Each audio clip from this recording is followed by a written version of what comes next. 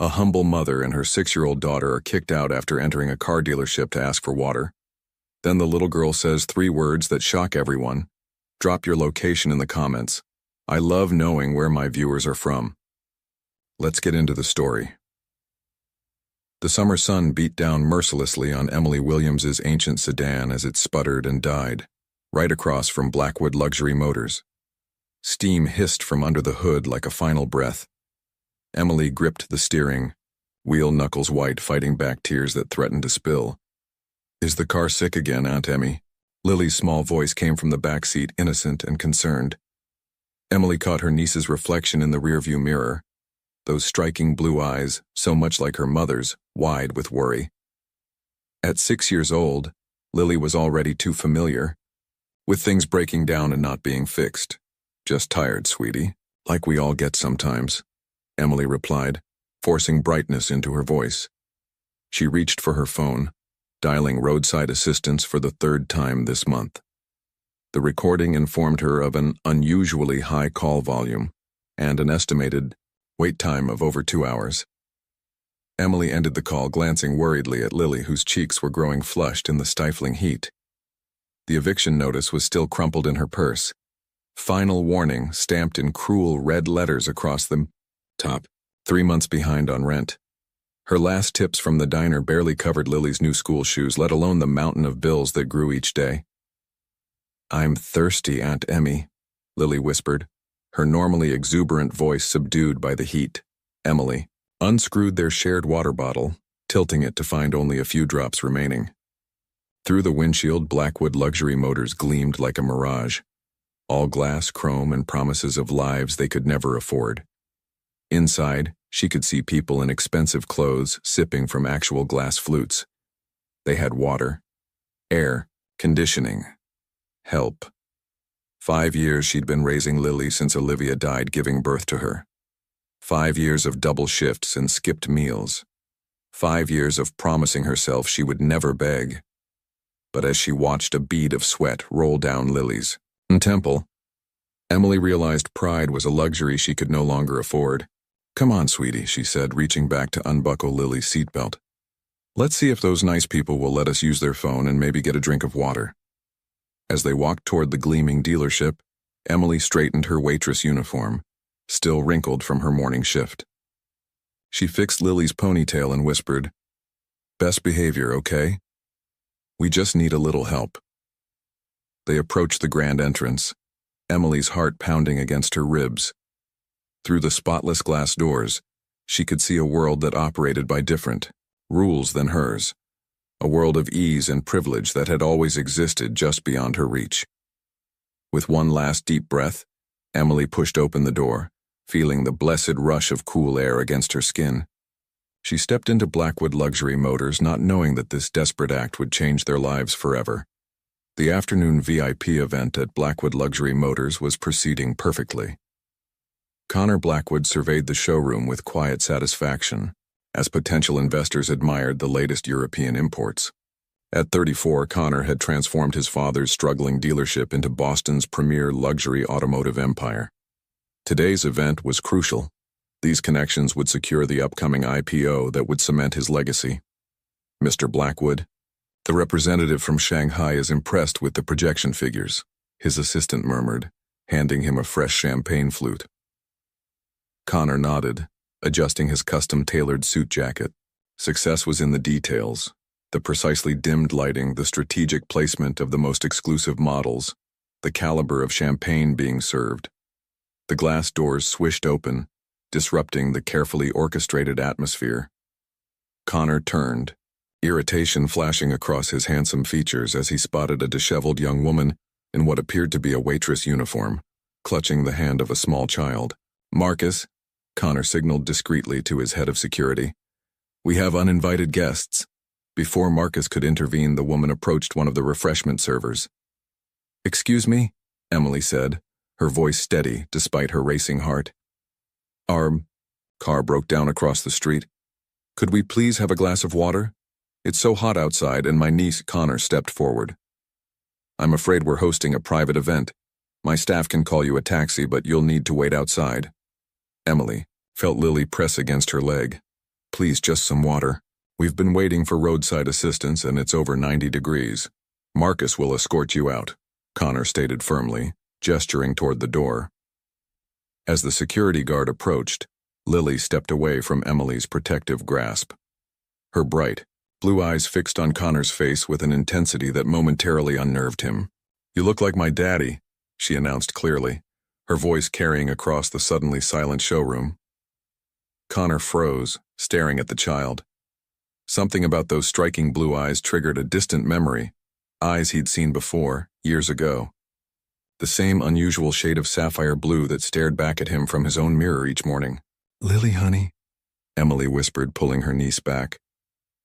"I'm sorry," she said to Connor, embarrassment flooding her cheeks. She's never even seen a picture of her father. The heat must be getting to her. But Connor wasn't listening. He was transfixed by the child's face, the shape of her eyes, the curve of her chin. Features that seemed hauntingly familiar in ways he couldn't immediately place. "Your name is Lily?" he asked, his voice unnaturally tight. The child nodded solemnly. "And your mother?" Connor asked, his eyes flicking to Emily. "I'm her aunt," Emily clarified quickly. "Her mother was my sister, Olivia Williams." The color drained from Connor's face at the name. The champagne flute slipped from his fingers, shattering on the polished floor. Emily paced the worn carpet of their small apartment, the wooden box clutched tightly in her hands. After the bizarre encounter at the dealership, Connor Blackwood's assistant had taken their information, promised roadside assistance for their car, and politely but firmly ushered them out. "Where are we going to look for Mommy?" Lily asked, sitting cross-legged on her small bed, watching Emily with curious eyes. "We're not looking for Mommy, sweetie," Emily replied gently. "Remember our talks about how Mommy is in heaven? We're looking for a picture that might help me understand something." Emily set the box down on the kitchen table, Olivia's keepsake box. She'd preserved it carefully after her sister's death, knowing someday Lily would want these fragments of her mother's life. Her fingers trembled as she lifted the lid. Inside lay Olivia's most treasured possessions: a few pieces of costume jewelry, handwritten poetry, birthday cards, and beneath it all, a small stack of photographs. Emily shuffled through them quickly. Olivia's college graduation, the sisters, at the beach, Olivia holding newborn Lily in the hospital, just hours before complications took her life. Then she found it, a glossy event photo from 7 years ago. Olivia, radiant in a borrowed blue gown, standing beside a younger Connor Blackwood at a charity gala. His arm was wrapped possessively around her waist, both of them beaming at the camera. Emily sank into a chair, staring at the image. The connection Lily had instantly recognized now seemed painfully obvious. The same striking blue eyes, the same defined jawline. How had she never noticed before? Olivia had never revealed the name of Lily's father. "He chose ambition over love," she'd said when Emily pressed her during the pregnancy. "He doesn't need to know. We'll be fine without him." Pride had kept Olivia from seeking support, even when medical bills mounted during her high-risk pregnancy. And after Olivia's death, Emily had honored her sister's wishes, never searching for the man who had broken her heart. "Is that my daddy?" Lily's voice startled Emily. The child had silently approached, pointing at Connor's face in the photograph. Emily hesitated, unsure how to answer. "Why did you say that man at the car place looked like your daddy, Lily? You've never seen pictures of him before?" Lily shrugged, the simple gesture heartbreakingly adult on her small frame. "I just knew. His eyes are like mine. And sometimes, when I dream about having a daddy, he looks like that." Emily pulled Lily into a tight hug, fighting back tears. Her phone buzzed on the counter, an unknown number. She answered cautiously. "Ms. Williams? This is James Thornton, legal counsel for Connor Blackwood. Mr. Blackwood would like to arrange a meeting regarding the matter we discussed today. Additionally, he requests your consent for a DNA test to confirm the child's paternity." Emily closed her eyes, the photograph still clutched in her hand. "Ms. Williams? Are you there?" "Yes," Emily replied, watching Lily return to her coloring book. blissfully unaware of how their world was about to change. Tell Mr. Blackwood we'll meet, but make it clear we're not asking for anything from him. This is about Lily, not money. She hung up before the lawyer could respond, wondering if she'd just made the biggest mistake of her life. The DNA testing facility was tucked away in a nondescript medical building. Emily sat rigidly in the waiting room, watching Lily flip through a worn children's magazine. 3 days had passed since Connor's legal team had arranged this appointment, insisting on using a private lab for expedited results. Ms. Williams? The technician appeared at the door. We're ready for Lily now. Emily knelt before her niece. Remember what we talked about? The nice lady just needs to swab the inside of your cheek. It doesn't hurt at all. Like when we watch those detective shows? Lily asked, blue eyes wide with interest rather than fear. Exactly like that, Emily smiled, grateful for her niece's resilience. As they followed the technician, Emily noticed Connor standing at the reception desk, his tall frame impossibly out of place among the ordinary surroundings. Their eyes met briefly before he looked away, his expression unreadable. The process was quick. A simple cheek swab for Lily, another for Connor, collected in separate rooms.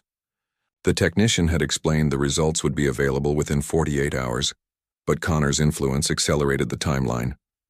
By that evening, Emily's phone rang. The results confirmed paternity. James Thornton's voice was clinical. Mr. Blackwood requests a meeting tomorrow at his office to discuss arrangements. Arrangements? Emily echoed, tension coiling in her stomach. What exactly does that mean? Child support, visitation, legal recognition. These matters need to be addressed promptly, particularly given the timing before the company's public offering. The following day, Emily found herself in Connor's sleek downtown office, 40 floors above the city. Lily had been left with Mrs. Hernandez, their elderly neighbor who watched her during Emily's shifts. Before we begin, Emily said firmly before Connor could speak, I need to make something clear.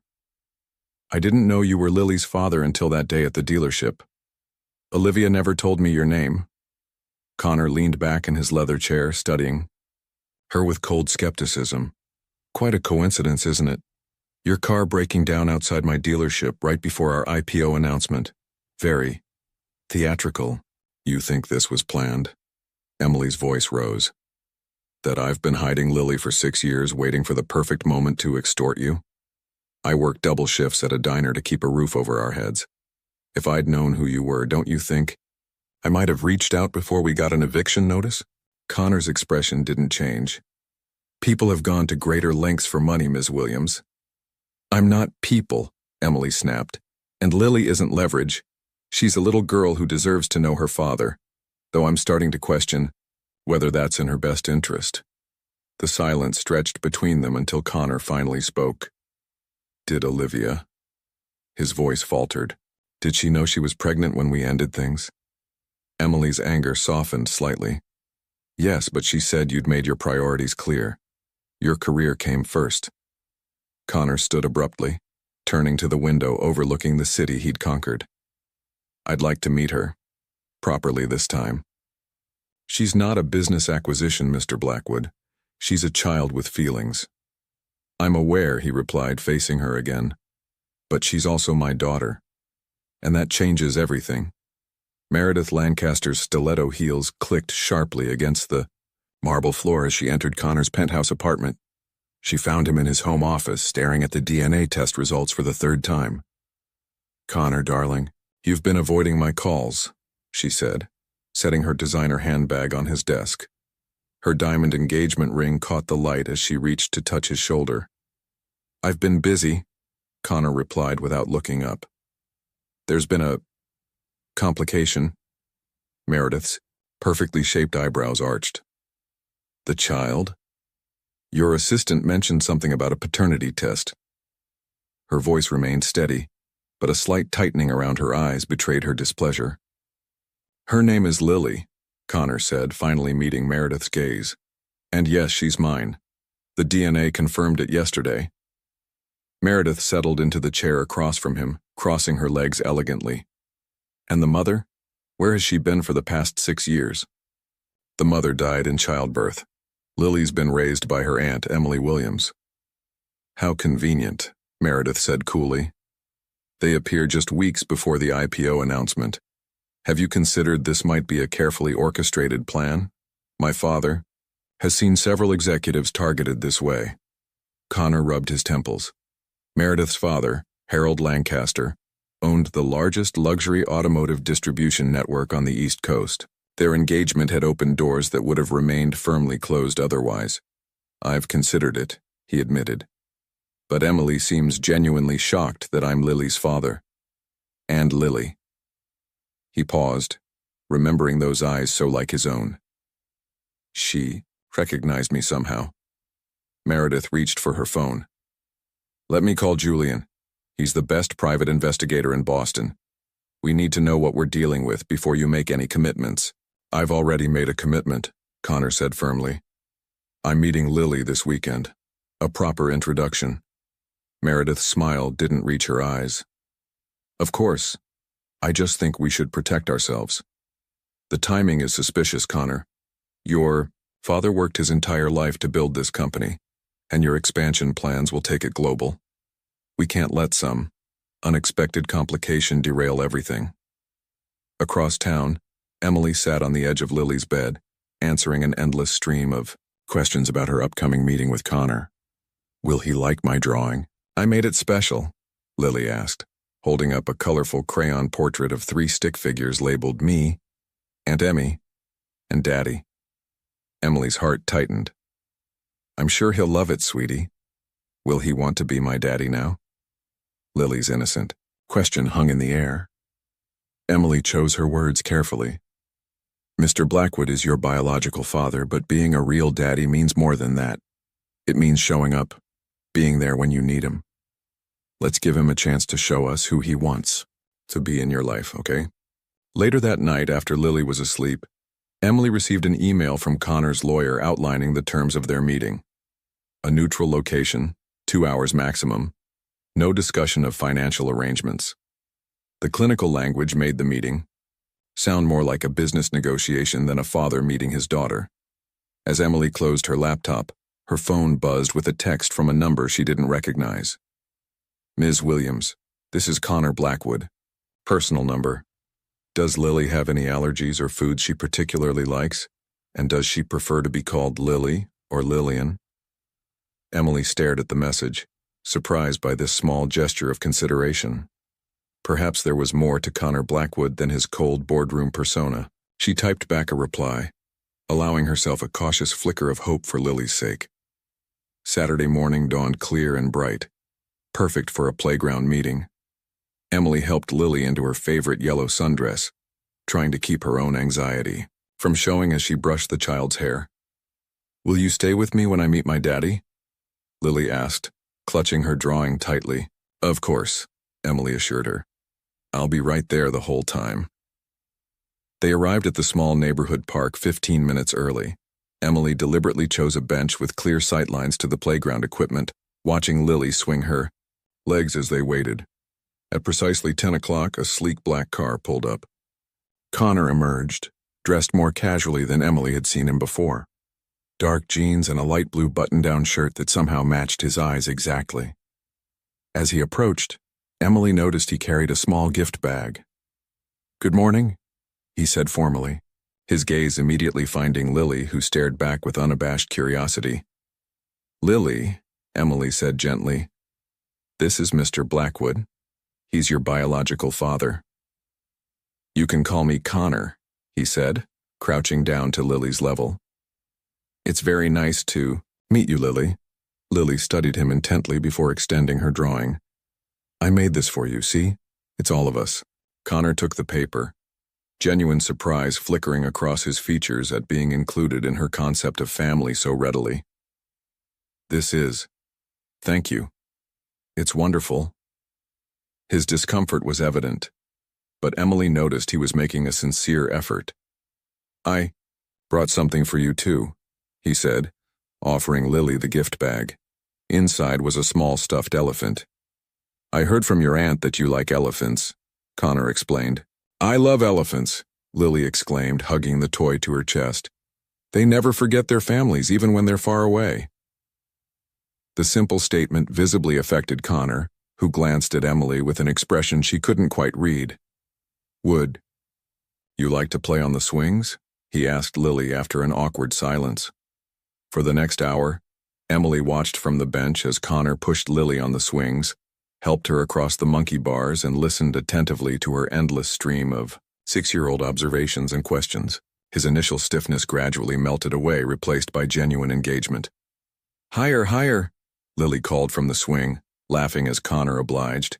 She's fearless, Connor remarked when he returned to the bench while Lily explored the slide. Like her mother, Emily replied softly. Connor nodded, his expression somber. Olivia always was. I've been thinking about her a lot since learning about Lily. She would have been an amazing mother. Why didn't she tell me? The question burst from him suddenly. About the pregnancy? Emily sighed. She said you made it clear your career came first, that your 5-year plan didn't include a family.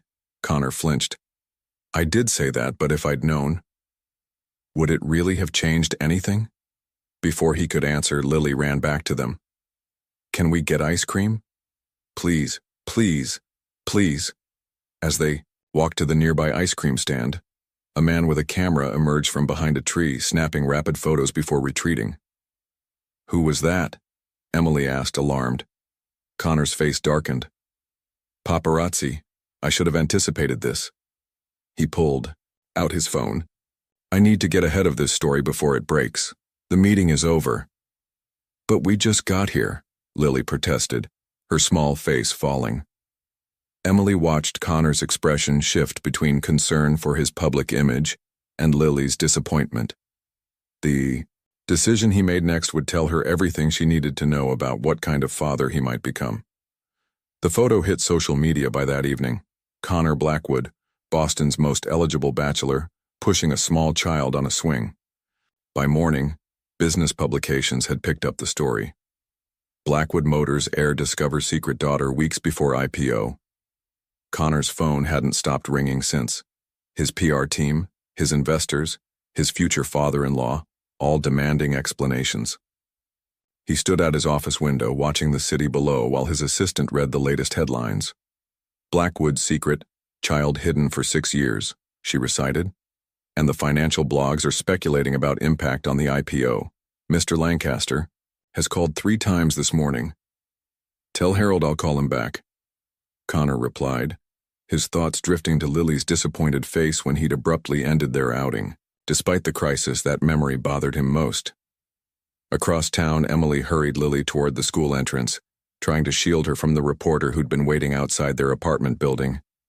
Ms. Williams, is it true you've been hiding? Connor Blackwood's daughter? Are you seeking a settlement? No comment, Emily said firmly, hurrying Lily along. Why now, Ms. Williams? Why reveal Lily's paternity right before the Blackwood Motors IPO? Emily stopped, anger flaring. We didn't reveal anything. We asked for a glass of water because our car broke down. That's it. Now please. She's just a child trying to get to school. The day didn't improve. Emily's phone rang constantly with unknown numbers. Her manager at the diner asked her to take some time off until this blows over. By afternoon, she received a call from Lily's school. Ms. Williams, there's been an incident. Some children were teasing Lily about being on the news. She's quite upset. When Emily arrived, she found Lily curled in a chair in the principal's office, tear tracks on her flushed cheeks. Tommy said, I'm only pretending he's my daddy for money, Lily whispered as Emily gathered her close. But I didn't even know he was my daddy until now. That evening, as Emily helped Lily with homework, her phone rang again. Connor's number. Have you seen the news? He asked without preamble. It's been hard to avoid, Emily replied, her voice tight. Lily was bullied at school today because of it. There was a long pause. I'm sorry, Connor finally said, genuine regret in his voice. My PR team is working to control the narrative, but it's complicated. Complicated? Emily echoed flatly. Is that what we are to you? A complication? That's not what I meant. His voice softened. How is she? confused, hurt, wondering why being your daughter makes people say mean things about her. Another lengthy silence followed. I have a property outside the city, a lake house that's very private. The press doesn't know about it. You both could stay there until this dies down. You want us to hide? I want to protect Lily, Connor replied, surprising Emily with his vehemence.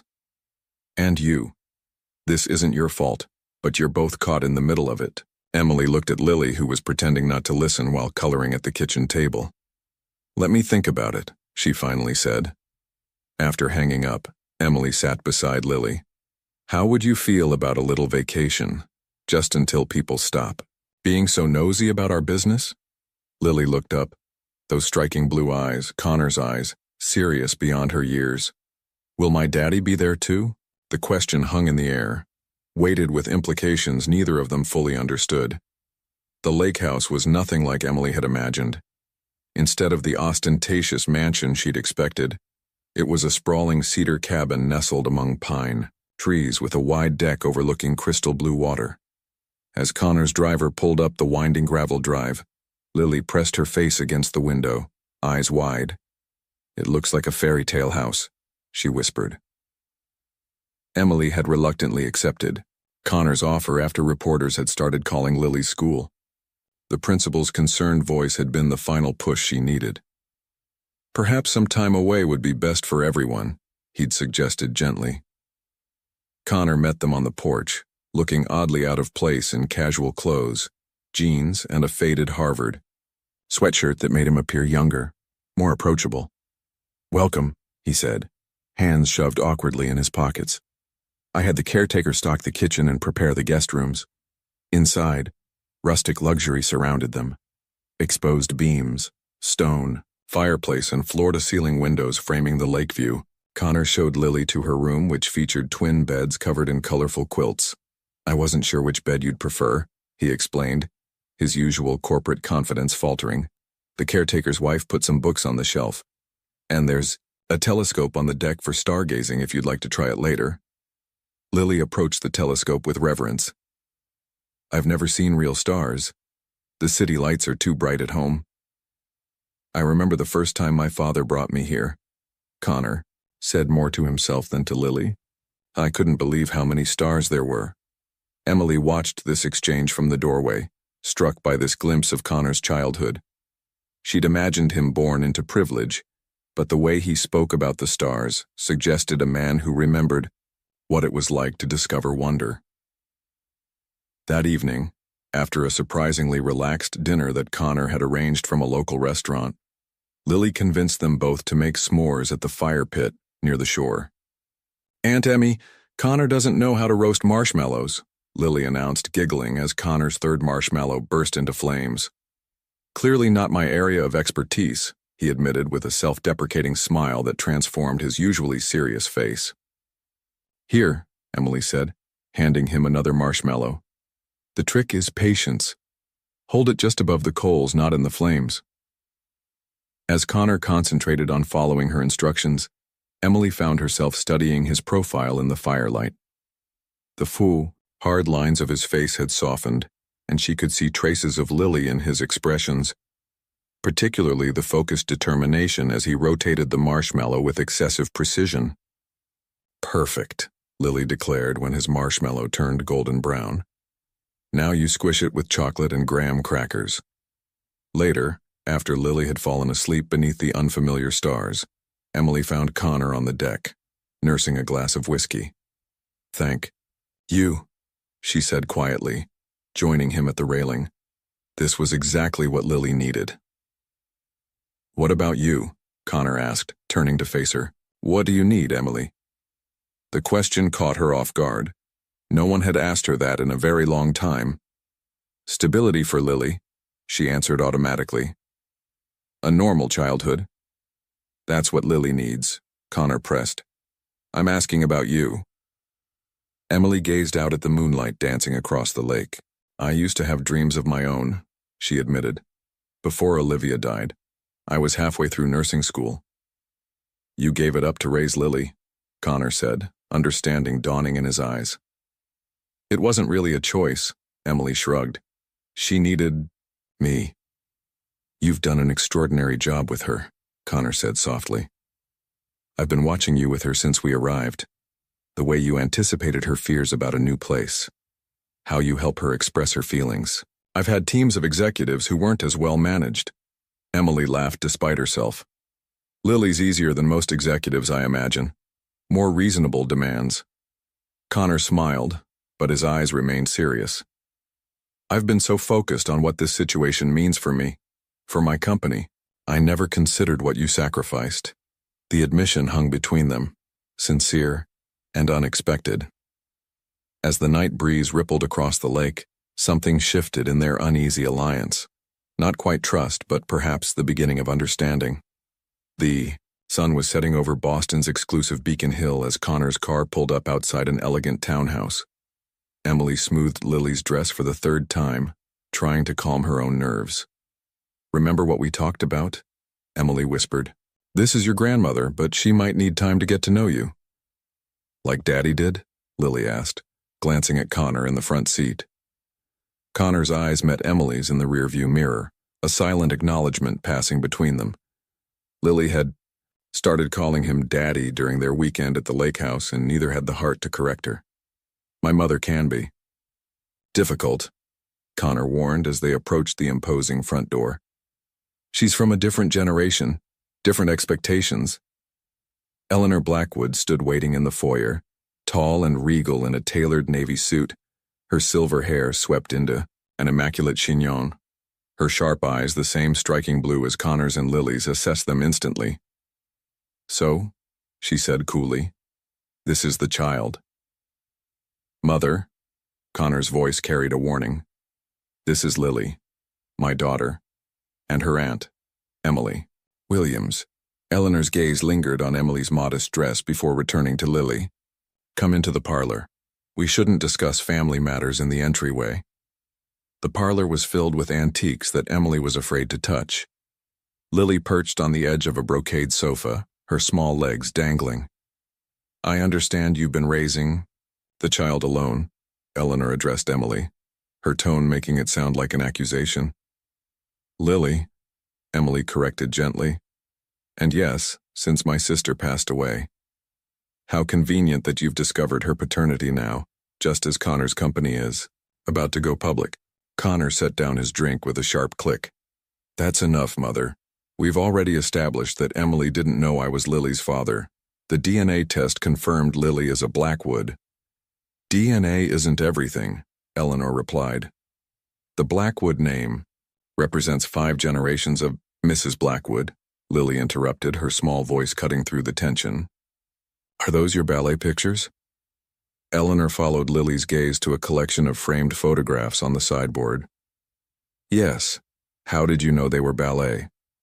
The special shoes, Lily replied earnestly. I take ballet lessons at the community center. My teacher says I have good turnout. For the first time, Eleanor looked directly at Lily, really seeing her.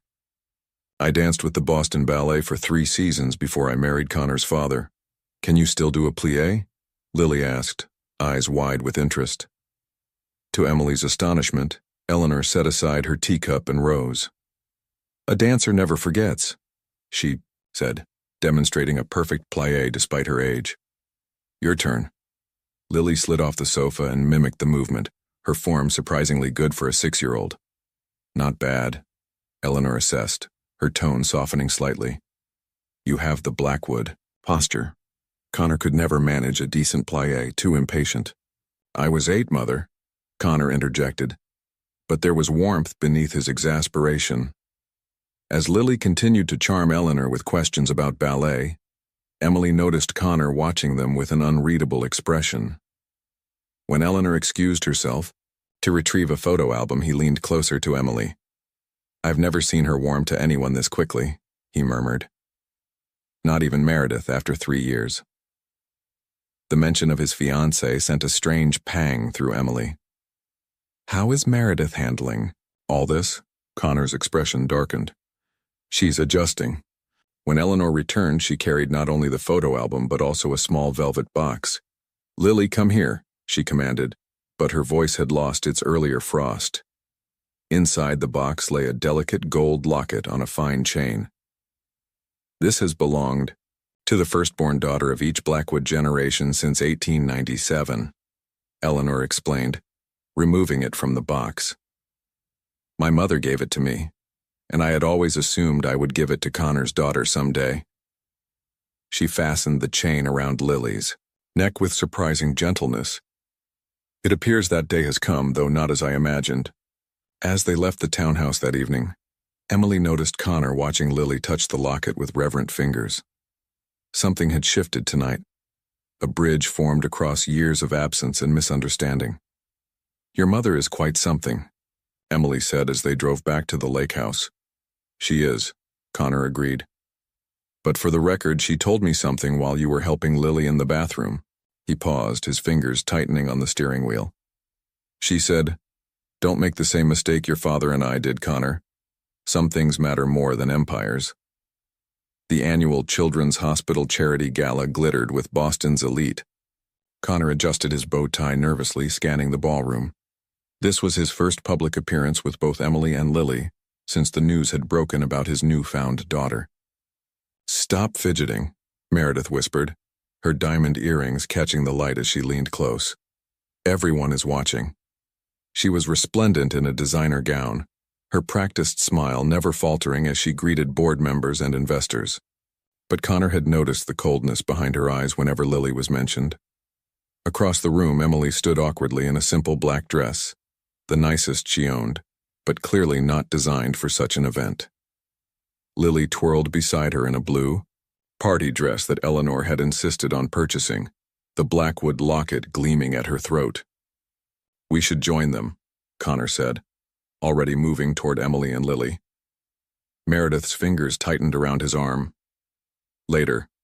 The Harrington Group is here, and they're considering a major investment in the IPO." Her smile remained fixed. "Family, time can wait 20 minutes. Connor hesitated, torn between business obligations and the pull he felt toward his daughter. Emily caught his eye across the room, giving him a small nod of understanding. She'd become surprisingly adept at reading his expressions over the past weeks. An hour later, Connor finally broke free from investor conversations. He found Emily and Lily at a quiet table near the orchestra, sharing a plate of chocolate-covered strawberries. "Having fun?" he asked, dropping into a chair beside them. "The music is pretty," Lily said, chocolate smudged at the corner of her mouth. "And Grandma Eleanor taught me how to hold my fork like a proper lady." Connor smiled, reaching out to wipe the chocolate from Lily's face with his napkin. The gesture felt surprisingly natural now. "You look very proper indeed." "Your mother has been wonderful with her tonight," Emily added. "She's introduced Lily to half the room as her granddaughter." Connor felt a rush of gratitude toward his usually difficult mother. "I'm sorry I've been tied up with investors." "We understand," Emily assured him. "This is your work." Before Connor could respond, Meredith appeared, champagne flute in hand. "Connor, darling, the Prestons are asking for you." Her gaze swept dismissively over Emily. "I'm sure Ms. Williams understands how these events work. Connections must be maintained." Emily stiffened slightly. "Of course. We're fine here." "Actually," Connor said, surprising himself, "I promised Lily a dance. The investors can wait 5 minutes." Meredith's smile froze. "The Prestons don't like to be kept waiting." "Then perhaps you could entertain them," Connor suggested, standing and extending his hand to Lily. "Shall we, Princess?" As he led Lily to the dance floor, placing her tiny feet on top of his shoes to guide her through the steps, Connor caught sight of Meredith's furious expression. The confrontation would come. Later, he knew. But for now, his daughter's delighted giggles were worth it. The storm broke as they were leaving. Meredith cornered him near the coat check, her voice low but intense. "You need to decide what matters to you, Connor. Our future or playing house with your waitress and her charity case." Connor stared at her, shocked. "Lily is my daughter." "And I'm your fiancé," Meredith hissed. "The Lancaster connection is what's making this IPO possible. My father is having serious doubts about your focus lately." Before Connor could respond, Emily approached with a sleepy Lily in her arms. Meredith turned to her with a brittle smile. Emily, dear, that dress is so practical. Next time, do let me recommend my stylist. We can't have Connor Blackwood's daughter being seen with someone who shops off the rack. The deliberate cruelty of the comment hung in the air. Connor watched the color drain from Emily's face, followed by a flash of hurt quickly masked.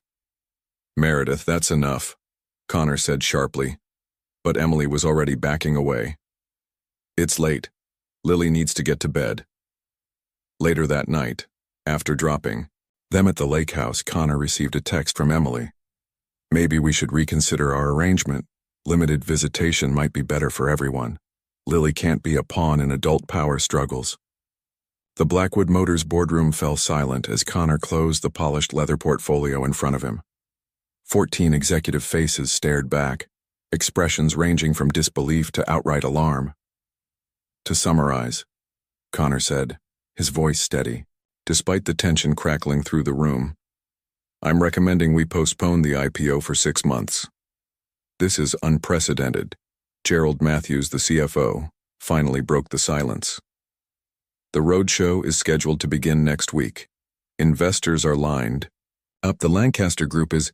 I'm aware of the timing, Connor interrupted, and I've discussed this with legal. We can cite market volatility as the official reason. But that's not the real reason, is it? This came from Diana Chen, head of strategy, and the only person who had known Connor since business school. This is about your daughter. Connor met her gaze directly. Yes, the recent publicity has created complications. I need time to establish stability in my personal life before I can give this company the leadership it deserves during a public offering. Your father built this company for 40 years, Gerald reminded him.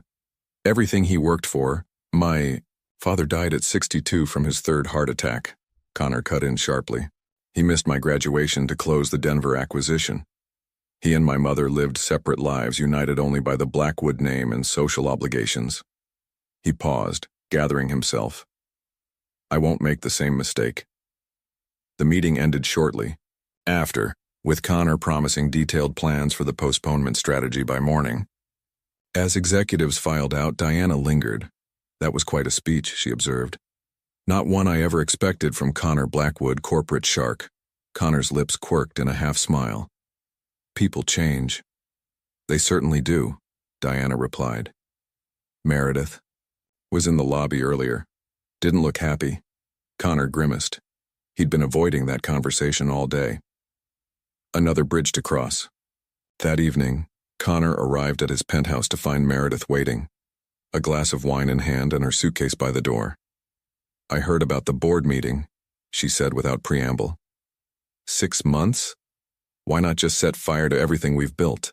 I need time to establish guardianship arrangements, organize Lily's transition, Connor explained, loosening his tie.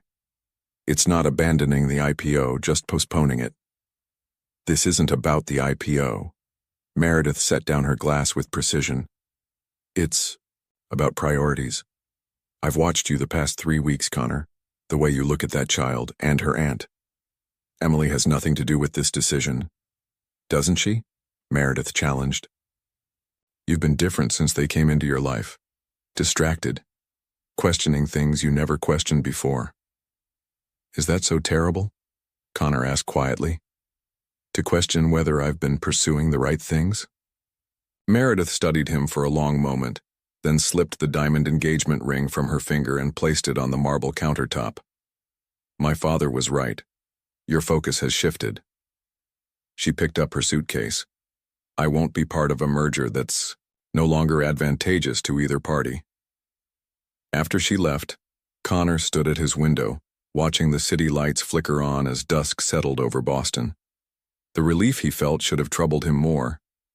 Instead, he reached for his phone and dialed Emily's number. When there was no answer, he decided to drive to the lake house. They needed to talk face-to-face about her text message. Limited visitation wasn't an option. Not anymore. He arrived, to find the lake house dark except for a single lamp in the living room. Inside, Emily was folding clothes into a suitcase, her movements quick and efficient. What are you doing?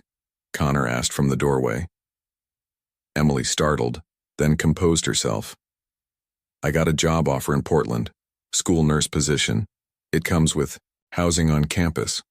Portland, Connor repeated. That's across the country. It's a fresh start, Emily said, not meeting his eyes.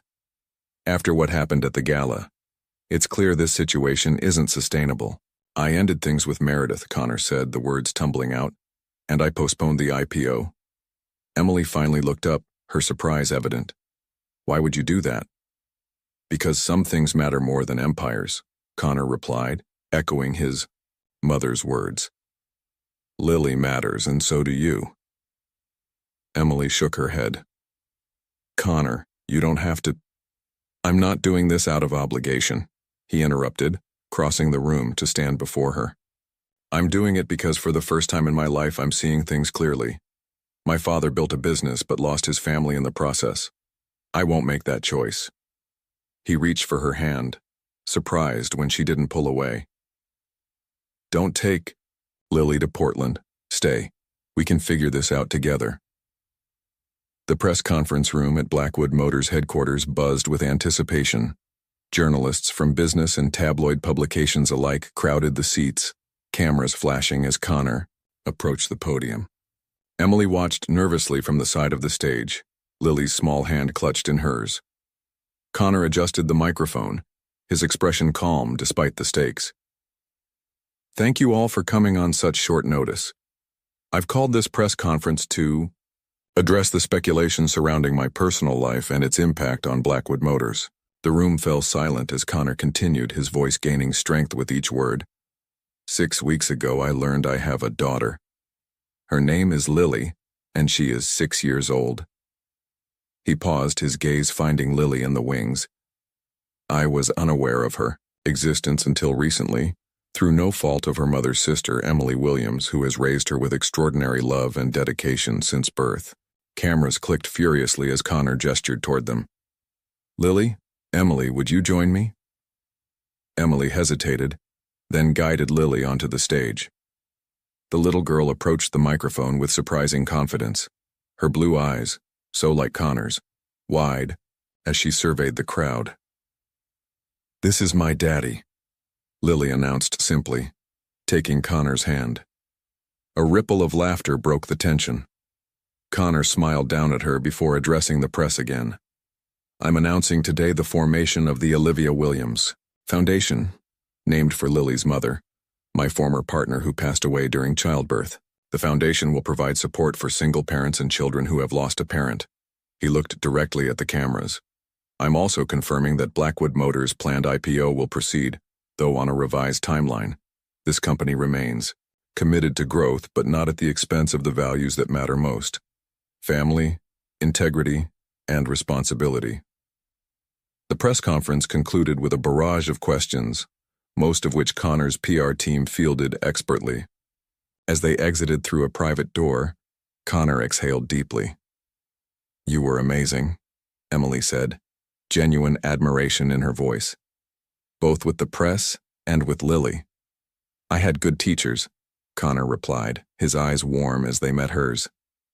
Speaking of which, have you considered my offer? The foundation needs a director, someone who understands firsthand what these families need. I'm still thinking about it, Emily said, though her tone had softened considerably from her initial resistance to the idea.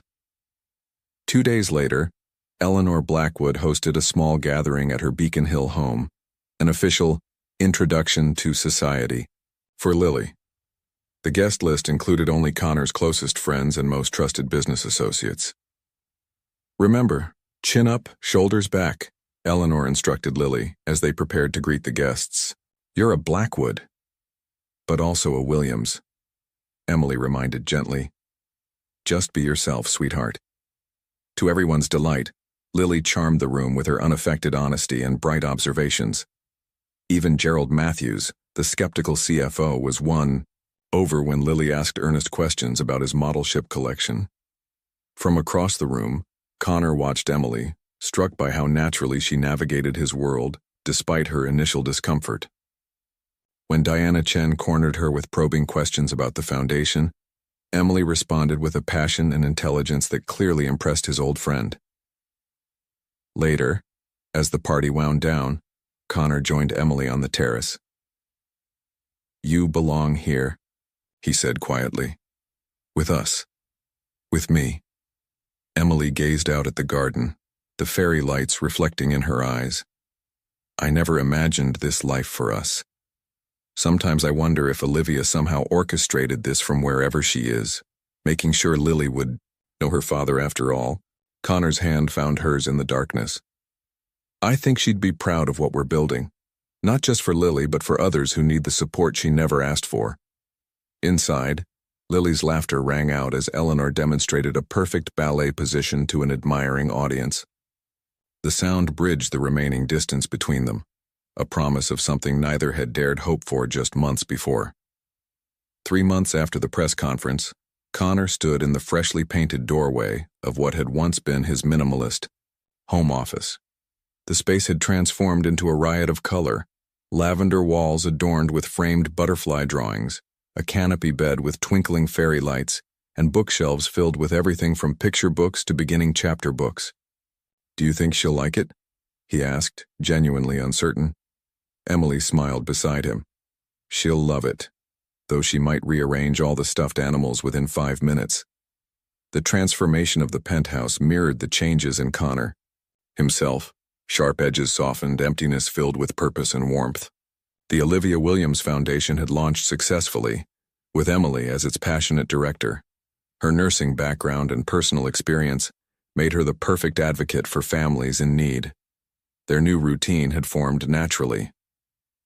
Lily stayed, with Connor on weekends and one weeknight, while Emily lived in a comfortable apartment Connor had found just a few blocks away. Close enough for convenience, but maintaining the separate spaces they both agreed were important during this transition. "Daddy, Aunt Emmy." Lily's voice echoed through the penthouse as Eleanor escorted her from their weekly grandmother-granddaughter ballet lesson. Lily burst into the room, still in her pink leotard and tutu, stopping short at the sight of her new bedroom. Her eyes widened as she took in every detail, from the custom bookshelf to the window seat overlooking the city. "Is this really all for me?" she whispered. "All for you, Princess," Connor confirmed, his heart swelling as she threw her arms around his legs. Later that evening, they sat together in the auditorium of Lily's school, waiting for her class performance to begin. Emily fidgeted with her program, nervous for Lily's sake. "She's been practicing her lines all week," she whispered to Connor. "She'll be wonderful," he assured her, his hand finding hers in the darkened theater. When Lily appeared on stage as the sun in her class's science pageant, radiating confidence as she delivered her lines without hesitation, Connor felt a pride, unlike anything he'd known in business. Glancing at Emily, he saw tears shining in her eyes, the same fierce, protective love that had transformed his understanding of success. Their applause was the loudest in the theater. The cemetery was quiet. On a crisp autumn morning, leaves in shades of gold and crimson drifting across the manicured grounds, Connor parked his car at the entrance, glancing at Emily in the passenger seat. "Are you sure she's ready for this?" he asked softly, nodding toward Lily in the back seat, absorbed in a book. "She's been asking more questions about Olivia." Emily replied, "I think it's time." Today would have been Olivia's 35th birthday. For years, Emily had visited her sister's grave alone, bringing flowers and quiet conversations. This year was different. Lily closed her book as they approached the simple granite headstone. Emily had chosen it years ago, elegant but not ostentatious, with Olivia's name and the dates that encompassed her too brief life. Beneath was etched, "Beloved sister, mother, friend." Connor laid a bouquet of white lilies, Olivia's favorite, against the stone. Lily watched him curiously, then placed her own small bunch of colorful wildflowers beside them. "I wish I could remember her," Lily said, her voice small yet steady. Emily knelt beside her. "I know, sweetheart, but we can share our memories with you so you'll know who she was." "Your mother loved to dance," Connor began, surprising Emily with his openness. Not just ballet like Grandma Eleanor, but anywhere music played. She could hear a song once and remember every word. She had the best laugh, Emily added. Like sunshine breaking through clouds, and she was brave, the bravest person I knew. Was she smart like Aunt Emmy? Lily asked Connor. Brilliant, he confirmed. She was studying to be a doctor when we met. That's why I've created the Olivia Williams Scholarship at Boston Memorial. Emily looked up, startled. You didn't tell me about that. Connor's eyes met hers over Lily's head. I wanted it to be a surprise. The scholarship will help medical students who are single parents or from disadvantaged backgrounds. The first recipient starts in January. For the next hour, they sat on a nearby bench sharing stories about Olivia, her stubbornness that matched Lily's own, her love of chocolate milkshakes, her habit of singing off-key to the radio.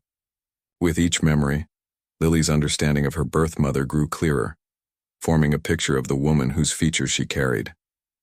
I think she sent me to find Daddy, Lily declared with childlike certainty. She knew we needed each other. The simple statement brought tears to Emily's eyes. Connor reached across Lily to squeeze Emily's hand. The three of them connected in that moment by love for the woman they had lost and found in different ways. As they prepared to leave, Connor lingered at the headstone. I wish things had been different, he said quietly to Emily. If I'd known about the pregnancy. You can't change the past, Emily replied gently. Olivia made her choices. We all did. But look what came from them. She nodded toward Lily, who was carefully arranging the flowers against the stone. The foundation has already helped 20 families, Connor said. Single parents who would have faced what you did alone. Olivia would have loved that. As they walked back to the car, Lily between them holding both their hands, Emily felt a sense of peace she hadn't expected. The grief would always remain, but today it felt lighter, shared among the family they had created from chance and loss and, finally, love. 1 year to the day after their first meeting, Connor's sleek car pulled up outside Blackwood Luxury Motors. This time, instead of steam billowing from a broken-down sedan, twinkling lights illuminated the dealership's windows, visible even through the early evening darkness. Why are we at your work, Daddy? Lily asked, peering out the window curiously. At 7 years old now, she'd grown an inch taller, her confidence blossoming alongside the secure knowledge that she was deeply loved. I have something special to show you both, Connor replied, exchanging a secretive glance with his driver. Emily raised an eyebrow, but Connor merely smiled, the expression now coming naturally to a face that had once been known for its stern, business demeanor. The past year had transformed them all. The Olivia Williams Foundation had expanded to 3 cities, offering support to families like theirs. Blackwood Motors had successfully launched its IPO, though Connor's leadership style had evolved. He now left the office by 6 most evenings and rarely worked weekends. Lily's bedroom walls in both homes were covered with artwork and school, certificates testaments to her thriving under the love of her unique family. As they entered the showroom, Emily gasped. The space had been transformed. Gone were the luxury vehicles, replaced by intimate table settings and cascading white flowers. Photos lined the walls, candid moments capturing their journey together. Lily feeding ducks at the lake house. Connor, asleep on the couch with Lily's storybook still open on his chest. Emily receiving an award for the foundation's work. The 3 of them building a snowman in Eleanor's garden. What is all this? Emily whispered, her fingers tracing a frame containing the crayon drawing Lily had given Connor at their first playground. Meeting, our history, Connor answered simply. The moments that mattered most.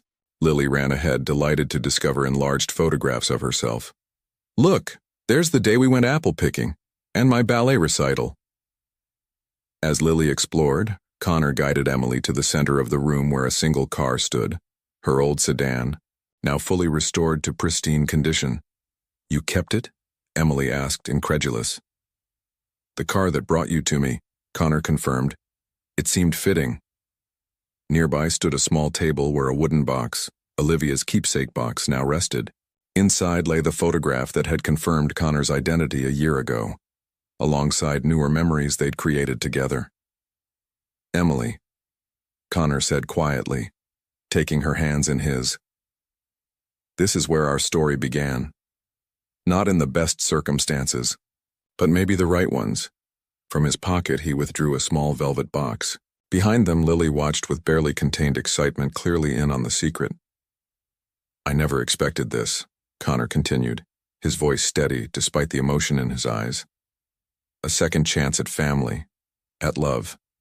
You've taught me what truly matters, not acquisitions or portfolios, but moments like these. He knelt down, opening the box to reveal a ring with a sapphire center stone surrounded by diamonds. This isn't about obligation or convenience. This is because I've fallen in love with you, your strength, your kindness, your heart. Will you marry me? Before Emily could answer, Lily rushed forward, unable to contain herself any longer. Please say yes, Aunt Emmy. Then we'll be a real family forever. Emily laughed through tears, looking from Connor to Lily and back again. She thought of Olivia, of chances and choices, of the unlikely path that had led them here. Yes, she said simply. Yes to both of you. As Connor slipped the ring onto her finger, Lily threw her arms around them both. Outside, snow began to fall. The first of the season, christening their new beginning with gentle benediction. What had begun with desperation had transformed into something none of them could have imagined. A family redefined by love, strengthened by challenges, and ultimately made whole not by obligation but by choice.